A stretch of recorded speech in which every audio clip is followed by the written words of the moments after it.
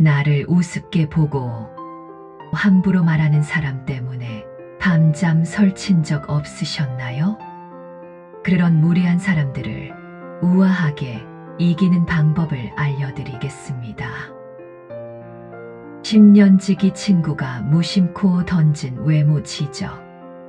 믿었던 사람의 차가운 태도 하나에 내가 인생을 잘못 살았나 싶어 울컥 눈물이 쏟아지던 그 적막한 저녁 말입니다. 외로움, 누군가에 대한 간절한 기대, 나만 진심이었던 것 같은 서운함. 이런 감정들이 차곡차곡 쌓여 가슴엔 커다란 돌덩이 하나가 들어앉았습니다. 어떻게 나한테 이럴 수 있지? 이 질문이 머릿속을 떠나지 않는다면 당신은 지금 타인이 만든 감옥에 갇혀 있는 겁니다. 당신을 아프게 한 것은 상대의 입술이 아니라 그 말을 도구로 받아들여 가슴 깊숙이 꽂아버린 기대와 해석일 뿐입니다. 타인이 던진 비수가 내 가슴에 머물지 않게 하는 법. 그것이야말로 우리가 남은 생을 평온하게 살 수 있는 유일한 열쇠입니다. 요동치는 마음의 흙탕물을 맑게 가라앉히는 법. 부처님께서 제자 아난다에게 가르쳐 주신 통찰을 통해 깨달음을 얻어보겠습니다. 바람이 불어도 흔들리지 않는 뿌리가 깊은 나무 같은 마음을 얻게 되실 겁니다. 오늘 이야기는 상처받지 않는 사람들의 비밀에 대한 이야기입니다. 당신의 소중한 남은 생을 지켜줄 이 지혜를 놓치지 마시기 바랍니다. 본격적인 이야기에 앞서 구독과 좋아요 꼭 부탁드립니다. 여러분의 따뜻한 관심이 누군가에게는 다시 일어설 힘과 치유의 기적이 됩니다. 첫 번째 가르침, 오랜 친구의 무심한 한마디. 올해 일흔을 맞이한 영숙 여사가 있습니다. 그녀는 10년 넘게 매달 만나온 초등학교 동창 모임에 나갔습니다. 오랜만에 백화점에서 산 화사한 분홍색 블라우스도 꺼내 입고 설레는 마음으로 거울 앞에 섰죠. 다들 예쁘다고 하겠지 하는 기분 좋은 상상을 하면서요. 모임에 나가 자리에 앉자마자 평소 가깝게 지내던 친구 하나가 툭 던지듯 말합니다. 영숙아, 너 오늘 입은 그 분홍색 옷 좀 과하지 않니? 차라리 좀 점잖은 색을 입지 그랬어. 얼굴도 좀 칙칙해 보이는데. 주변 친구들은 웃으며 영숙이가 좀 화사하게 입고 싶었나 보지라며 넘겼지만 영숙 여사의 가슴엔 그 순간 서늘한 바람이 불어닥쳤습니다.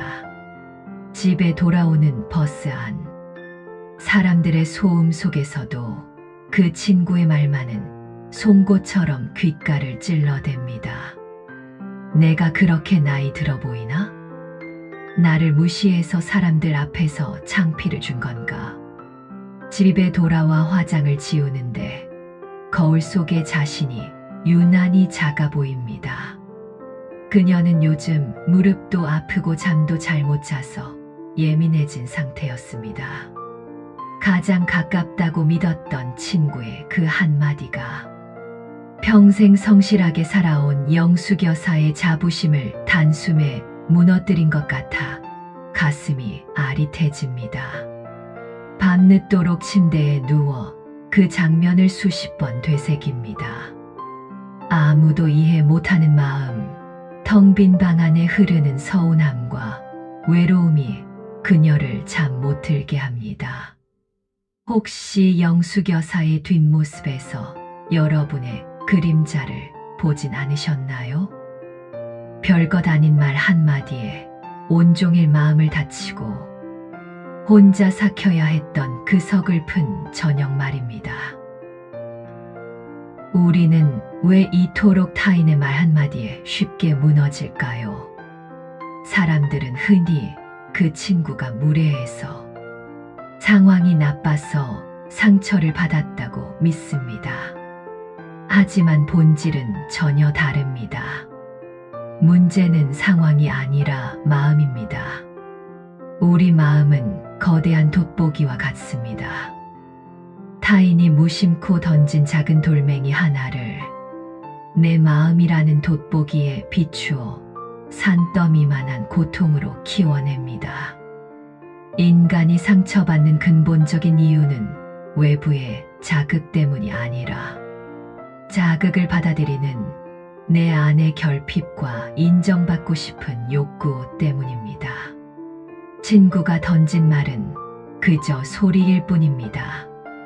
그 소리를 나를 무시하는 말이라고 해석하고 가슴 깊은 곳에 보관하기 시작할 때 상처가 완성됩니다. 인간은 본래 자기 중심적입니다. 그 친구는 자기 기준에서 툭 던진 말일 뿐인데, 우리는 그 무심한 말에 내 행복의 열쇠를 맡겨버린 것입니다. 상처받지 않는 비밀은 타인을 입을 막는 것이 아니라 내 마음의 문을 닫아거는 법을 배우는 데 있습니다. 타인의 행동은 지나가는 바람입니다. 바람이 불 때 문을 닫으면 그뿐이지, 바람에게 왜 부느냐고 따질 필요는 없습니다. 부처님께서는 법구경에서 이렇게 말씀하셨습니다. 허공에 침을 뱉는 자는 결국 자신의 얼굴에 그 침을 맞게 되고, 바람을 등지고 먼지를 던지는 자는 결국 자신이 그 먼지를 뒤집어 쓰게 된다. 악한 마음으로 남을 비난해도 내가 그 마음을 받지 않는다면 그 비난은 고스란히 그 사람에게로 돌아갈 뿐이다. 당신을 아프게 했던 그 말들, 허공으로 흩어져야 할 타인의 먼지를 굳이 손으로 붙잡아 가슴에 문지르고 있었던 것은 아닌지요. 당신이 받지 않으면 그 상처는 당신의 것이 아닙니다.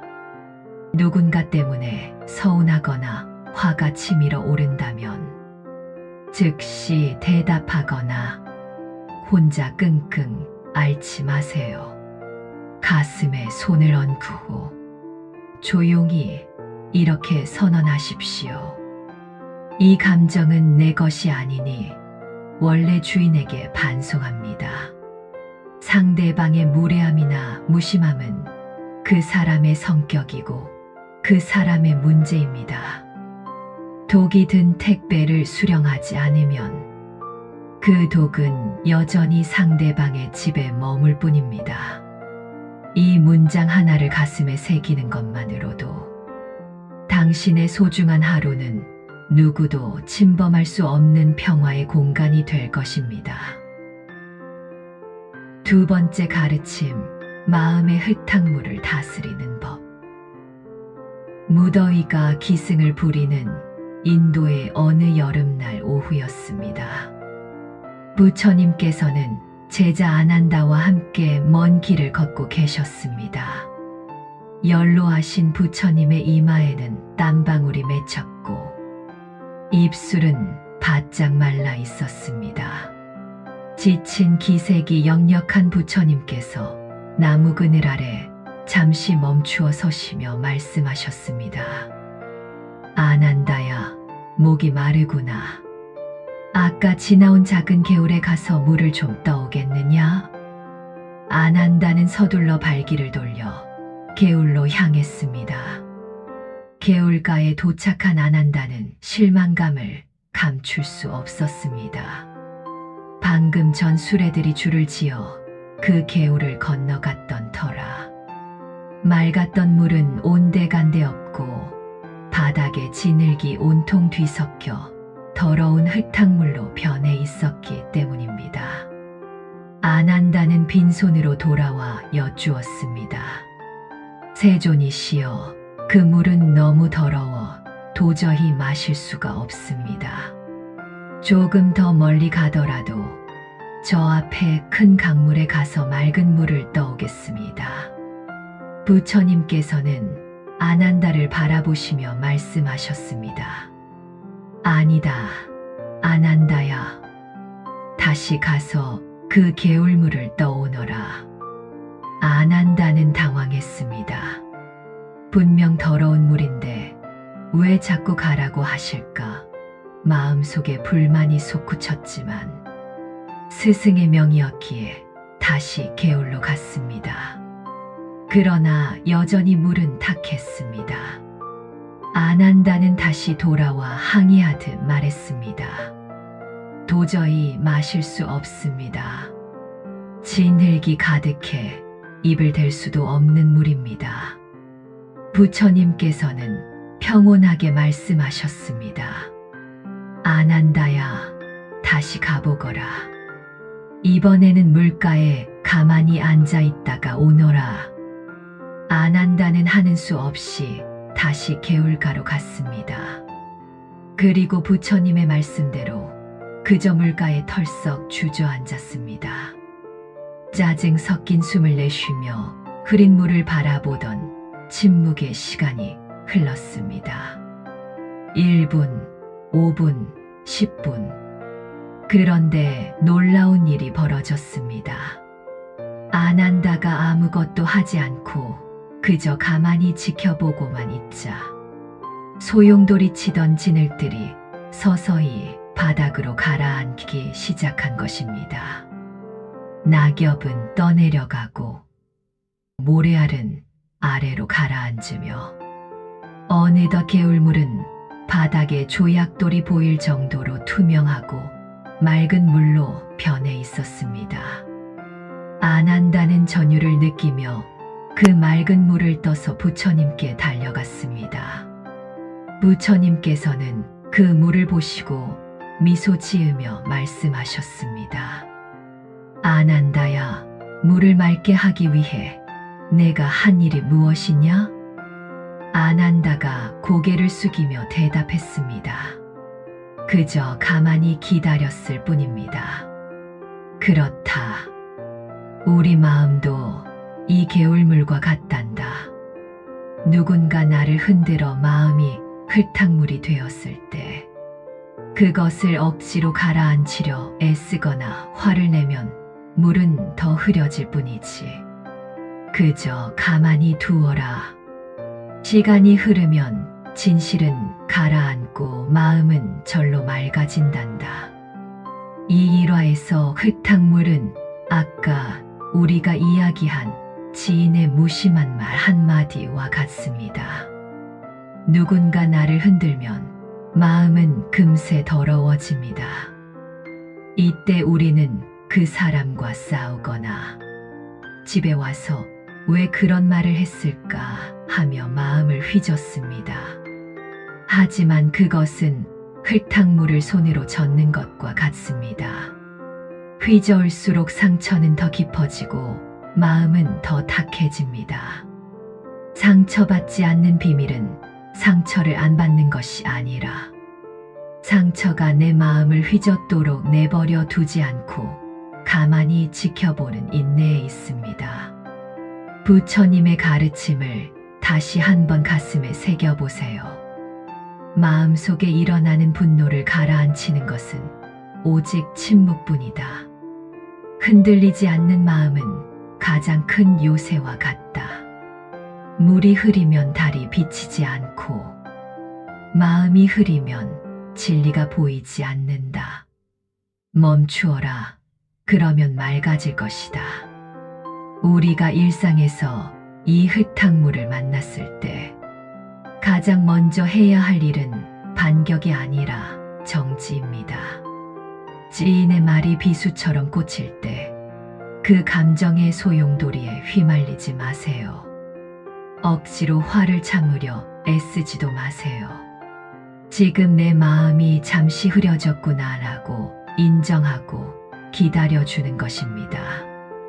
오늘부터 누군가 당신의 마음을 흔들어 놓는다면 딱 5분만 아무 말도 하지 않고 가만히 있기를 실천해 보세요. 전화로 따지거나 혼자서 머릿속으로 대꾸할 말을 고르지 마세요. 그저 5분간 숨을 깊게 들이마시며 흙탕물이 가라앉기를 기다리는 것입니다. 5분 뒤 맑아진 마음으로 바라보면 당신을 아프게 했던 그 말들은 생각보다 아주 보잘것없는 것임을 알게 될 것입니다. 세 번째 가르침, 아크로사카, 브라만의 분노와 침묵.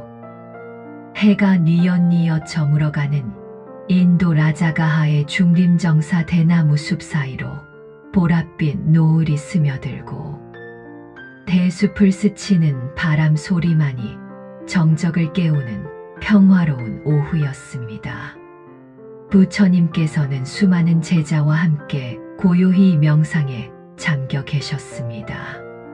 정적을 깨뜨리는 거친 발소리가 들려왔습니다. 아크로사카라는 이름의 브라만 청년이었습니다. 그는 자신의 형제가 부처님의 가르침에 감명받아 출가했다는 소식을 듣고 불같이 화가 나 있었습니다. 그의 얼굴은 붉게 달아올랐고 씩씩거리는 숨소리에서는 금방이라도 불길이 뿜어져 나올 듯했습니다. 그는 부처님 앞에 서자마자 입에 담지 못할 험악한 욕설을 쏟아내기 시작했습니다. 이 가짜 수행자야, 남의 귀한 가족을 꼬드겨 집을 나가게 만들다니. 내가 정령인간이냐, 비겁하고 야비한 놈 같으니라고. 그는 한참 동안이나 삿대질하며 부처님을 모욕했습니다. 주변에 있던 제자들은 스승이 당하는 수모의 주먹을 꽉 쥐고 부르르 떨었습니다. 참다 못한 제자 아난다가 조용히 여쭈었습니다. 세존이시여, 저 무례한 자의 폭언을 듣고만 계실 겁니까? 어찌하여 아무 말씀도 하지 않으십니까? 부처님께서는 눈을 지그시 감은 채 폭풍 속의 바위처럼 미동도 하지 않으셨습니다. 청년의 욕설이 끝날 때까지 그저 잔잔한 미소를 띄운 채 그를 바라보셨습니다. 마침내 청년이 숨을 헐떡이며 욕을 멈추자 부처님께서 부드러운 목소리로 물으셨습니다. 브라만이여, 그대에게 묻고 싶은 것이 하나 있네. 뭐냐? 무슨 변명을 하려는 거냐? 그대의 집에 가끔 손님이 찾아오는가? 청년은 퉁명스럽게 답했습니다. 그래, 가끔 찾아오지. 그렇다면 그 손님을 위해 맛있는 음식과 선물을 준비하는가? 당연한 것 아니냐? 그것이 예의니까. 부처님께서 다시 물으셨습니다. 그런데 만약 그 손님이 그대가 정성껏 준비한 음식과 선물을 받지 않고 그대로 돌아간다면 그 물건들은 누구의 것이 되겠는가? 청년은 당연하다는 듯 소리쳤습니다. 그거야 내가 준비한 것이니 다시 내 것이 되겠지. 그 순간 부처님께서 청년의 눈을 깊이 응시하며 말씀하셨습니다. 브라만이여, 바로 그것이네. 그대는 오늘 나에게 온갖 욕설과 비난을 선물로 가져왔네. 하지만 나는 그 선물을 받지 않았네. 그러니 그대가 가져온 그 모든 모욕은 누구의 것이 되겠는가? 청년의 입이 딱 벌어졌습니다. 대나무 숲에는 깊은 침묵의 순간이 흘렀습니다. 청년은 자신이 쏟아낸 독한 말들이 갈 곳을 잃고 고스란히 자신의 가슴으로 되돌아와 꽂히는 것을 느꼈습니다. 부처님의 눈동자에는 그를 향한 미움이 아니라 스스로 불길 속으로 뛰어든 자를 가엾게 여기는 자비심만이 가득했습니다. 마침내 청년은 손에 쥐고 있던 분노의 끈을 놓아버렸습니다. 그는 부처님 앞에 엎드려 자신의 어리석음을 참회하며 눈물을 흘렸습니다. 이 일화의 핵심은 감정의 소유권입니다. 불교 철학에서는 모든 괴로움의 원인을 외부가 아닌 나의 수용 방식에서 찾습니다. 누군가 나를 비난할 때 내가 화가 나는 이유는 그 사람의 말이 내 마음의 문을 열고 들어와 자리를 잡았기 때문입니다. 하지만 내가 그 말을 받지 않기로 결정하면 그 에너지는 갈 곳을 잃고 원래 주인에게 되돌아갑니다. 상처는 상대방이 주는 일방적인 폭력이 아니라 내가 그것을 상처라고 이름 붙여 내 마음속에 보관할 때 비로소 완성되는 것입니다. 부처님께서는 말씀하셨습니다. 원한을 원한으로 갚으면 영원히 원한이 가라앉지 않는다. 원한을 버려야만 비로소 원한은 사라지나니 이것은 영원한 진리이다. 법구경에는 이런 말씀이 있습니다. 거친 말을 하지 마라. 그 말은 너에게로 되돌아온다. 분노의 말은 고통이 되어 채찍처럼 너를 때릴 것이다. 우리의 일상도 마찬가지입니다. 친구가 나를 은근히 무시할 때 그 말을 덥석 잡지 마세요. 아, 저 사람이 나에게 독이 든 선물을 주는구나라고 생각하고 마음의 문을 살짝 닫으세요. 그가 던진 공이 나에게 맞고 튀어나가는 것이 아니라 그냥 내 옆을 지나가게 두는 훈련이 필요합니다. 오늘부터 누군가 나를 서운하게 하거나 비난하는 말을 할 때 즉시 대답하거나 화내지 말고 속으로 이 문장 하나만 딱 3번 외우십시오. 나는 이 선물을 받지 않겠습니다. 상대방의 감정은 상대방의 것이고 내 마음의 평화는 오직 나의 것입니다. 이 짧은 문장 하나가 당신의 가슴에 방패를 세워줄 것입니다.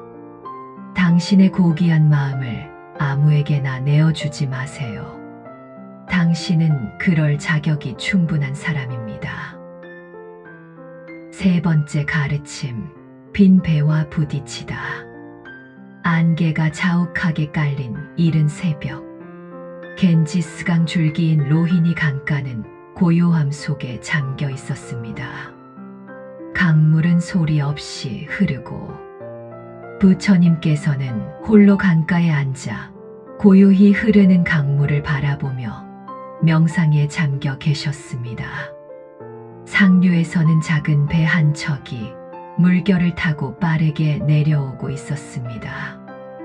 안개 때문에 앞이 잘 보이지 않는 상황이었지만 그 배는 곧장 부처님께서 앉아 계신 쪽을 향해 돌진해 왔습니다.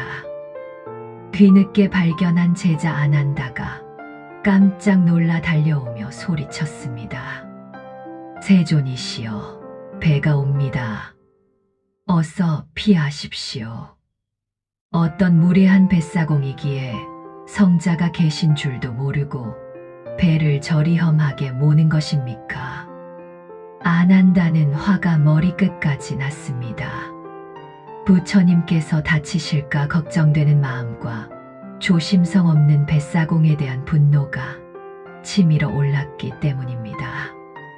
하지만 부처님께서는 미동도 하지 않으셨습니다. 마침내 배가 강가 바위에 쿵 하고 부딪혔습니다. 아난다는 뱃사공을 꾸짖으려 배 안을 들여다보았습니다. 그런데 그 안에는 아무도 없었습니다. 줄이 풀려 떠내려온 빈 배였던 것입니다. 아난다는 멍하니 그 빈 배를 바라보았습니다. 방금 전까지 타올랐던 분노가 갈곳을 잃고 허공으로 흩어졌습니다. 부처님께서 천천히 눈을 뜨시며 당황해하는 아난다에게 물으셨습니다. 아난다야, 너는 방금 전까지 누구에게 화를 냈느냐? 사공이 배를 험하게 모는 줄 알고 그를 꾸짖으려 했습니다. 하지만 배가 비어있는 것을 보니 화낼 대상이 사라져 버렸습니다. 부처님께서 미소 지으며 말씀하셨습니다. 세상일이 이와 같단다.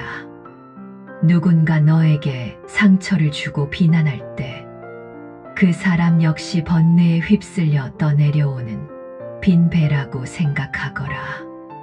그 배 안에는 너를 공격하려는 그 사람이 있는 게 아니라 그저 통제하지 못한 감정과 어리석음이 실려 있을 뿐이란다. 상대가 빈 배임을 알면 너의 화는 머물 곳이 없게 되지. 우리가 상처받는 이유는 상대방이 나를 해치려 작정했다고 믿기 때문입니다. 하지만 사실 우리를 아프게 하는 사람들의 내면을 들여다보면 그들 역시 삶의 고통과 스트레스에 휘둘려 제어력을 잃고 떠내려오는 가련한 빈 배인 경우가 많습니다. 상대방을 나와 대등한 공격자로 보면 상처가 되지만 그를 감정의 소용돌이에 갇힌 불쌍한 존재로 바라보는 순간 연민이 생겨납니다. 상처받지 않는 비밀은 상대를 이기는 것이 아니라 상대를 빈 배로 여기는 마음의 여유에 있습니다. 부처님께서는 법구경에서 이렇게 말씀하셨습니다. 지혜로운 사람은 타인의 무례함을 보고 화를 내는 대신 그가 얼마나 큰 내면의 고통에 시달리고 있는지를 먼저 본다. 또한 부처님의 가르침을 이어받은 지혜로운 이들은 이렇게 말합니다. 빈 배와 부딪혔을 때는 화를 내지 않는다. 내가 마음을 비우고 세상을 산다면 그 누구도 너를 해칠 수 없다. 누군가 당신에게 독한 말을 내뱉거나 무례하게 군다면 속으로 이렇게 되뇌어 보세요. 아, 저 사람도 지금 자신의 감정을 감당하지 못해 떠내려오는 빈 배구나. 그 사람의 인격과 싸우지 말고 그저 바람에 밀려온 배라고 생각하면 마음이 한결 가벼워집니다. 누군가 때문에 화가 치밀어 오른다면 잠시 눈을 감고 빈 배 상상하기를 해보세요. 당신을 향해 소리치는 그 사람의 자리에 아무도 앉아있지 않은 낡은 목선 하나가 떠있는 모습을 상상하는 겁니다. 화를 빈 배에 실어 강물 멀리 떠나보내십시오. 당신의 귀한 마음은 그 빈 배와 부딪혀 깨지기엔 너무나 소중하기 때문입니다. 오늘 우리가 나눈 이야기가 조금은 아프게 다가왔을지도 모릅니다. 결국 내 마음 문제였나 하는 생각에 자책이 드실지도 모릅니다. 누군가의 말 한마디에 서운함을 느끼고 밤잠을 설쳤던 그 마음은 사실 당신이 그만큼 사랑이 많고 정이 깊은 사람이라는 증거일 뿐입니다. 이제는 그 귀한 사랑을 남이 아닌 당신 자신에게 먼저 나눠주세요. 타인의 무심함에 당신의 가치를 맡기지 마시기 바랍니다. 그들은 그저 자기 삶을 살다 지나가는 바람일 뿐입니다. 오늘 이야기를 한 문장으로 정리하자면 이것입니다. 내 마음의 주인은 오직 나뿐이다. 스스로에게 다정하게 물어보세요. 나는 누구에게 내 마음의 열쇠를 맡겼는가? 열쇠를 다시 당신의 주머니 속으로 가져오시길 바랍니다. 타인의 독설은 받지 않으면 그만이고 마음의 흙탕물은 가만히 두면 맑아집니다. 이 단순한 진리가 여러분의 남은 생을 지켜주는 든든한 등불이 될 것입니다. 영상이 도움이 되셨다면 구독과 좋아요로 여러분의 평온을 응원해 주세요. 여러분의 소중한 경험이나 오늘 느낀 점을 댓글로 남겨주세요. 그 글들이 모여 서로를 치유하는 따뜻한 법당이 됩니다. 부처님 명언과 함께 해주셔서 감사합니다. 성불하십시오.